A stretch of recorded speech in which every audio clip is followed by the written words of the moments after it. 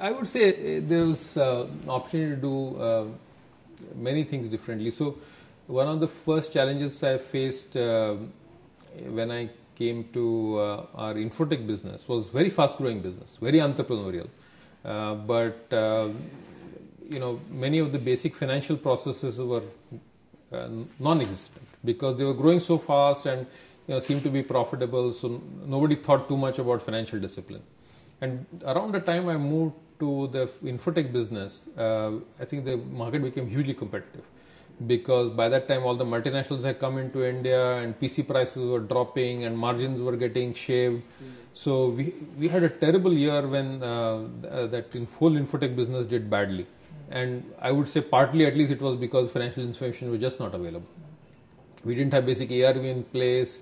People made their own P&L, and while it seemed like everybody was making money, when you all added it together, everything disappeared. So I must say that I took the blame for that. But then when we kind of started to get our house in order, we moved from a situation where it used to take us like almost 8 to 9 months to get basic P&L in place after the end of the year. To us, within I think 2 years, we moved to a close by 15th of March, the 15th of April.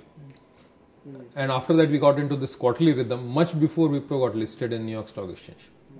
So actually because we were able to go from a little bit of I would say unstructured model to very professional model of saying okay, every quarter the results will be published based on actual books of accounts in a very predictable way, it gave us confidence that at least managerially we were ready for a quarterly focus based business.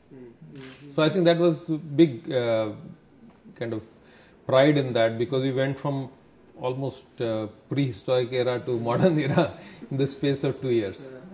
And I think everybody played a role. Senapati was a big supporter, getting the auditors buy-in and so on. And the team members all kind of were able to make the mind switch saying, go from, we'll see what happens to this. So that is a great experience. Then in financial services, when I took on a business role, there were skeptics saying that this guy has come from a functional role, so how is he going to do? And in some ways we started with a little bit of a disadvantage because we were relatively late to the party. Many of our competitors, especially India peers, were far ahead of the game. They had many more referenceable clients, they had much more domain expertise, they had many more $1 million clients, and there was a certain amount of entrenchment.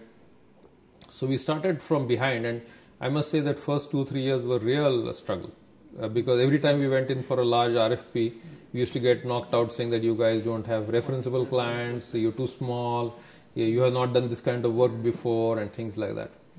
But with tremendous amount of passion and focus, once we kind of cracked that problem, and then for 5 years running, we grew 10% ahead of competition every year.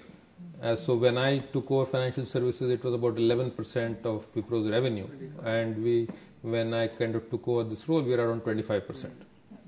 In a situation where Wipro itself grew about 25%.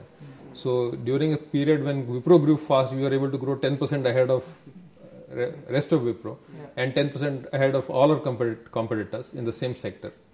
So which was a big, I would say, matter of pride.